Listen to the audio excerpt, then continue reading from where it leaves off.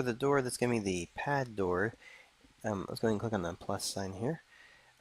The pad door is basically, think of it as the item where you stand on it and or you put an object onto it so that you can go and have the door opened up for you. It may consist of one or many different ones that you have to put an object onto. Do select folder here. And like we did with the other one, I'm going to right click on the door key and just say copy properties. And then left click on the door pad to select it, right click and say paste properties. So again, this is going to allow it to be the same set of properties as the door key. So we'll change the tile description to door pad. And then use pad or pads to open door. General settings, thumbnail will be there. For the image offset, again, this is the door, so when we come down to the padding part, it'll be set behind the player. But what we may want is actually to set something in front of the player. So when we go down, let's go ahead and kind of set up the door settings, and then we'll go to the key settings on it. All right, so in our door settings right here, a couple of things different to make sure that the door, in terms of using a pad, is supported for it. We're going to say open door on last key collected. We're going to uncheck the option for it here. We'll say that it can re-trigger the door, and we're going to pause the door at the end. Alright. Door animations are already set from the last one.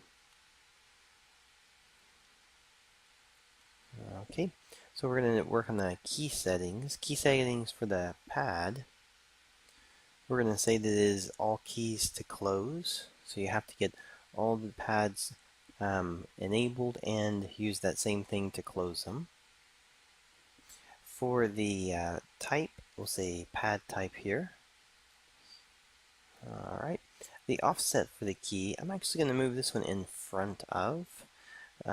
You could set it behind either way, but just so the animation gets shown when you put an object on it.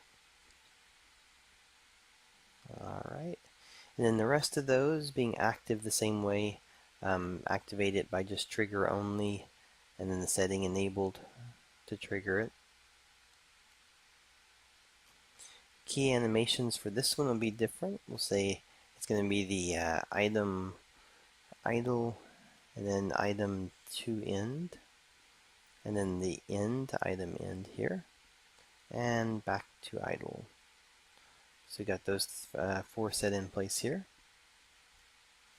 Alright, so we have our key animations, then we have the audio, text, camera shake, and pad settings here.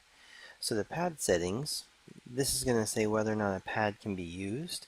We want to say enable pad, actually the pad settings, a little bit different actually, I'm sorry. The pad settings are going to be for padding around the door.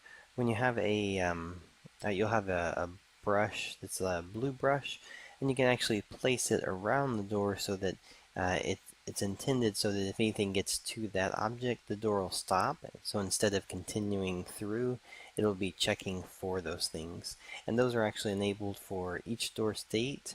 And it's just when you put the door in, you'll have the option in Build a Game in the editor side as to how many you place in the scene around it.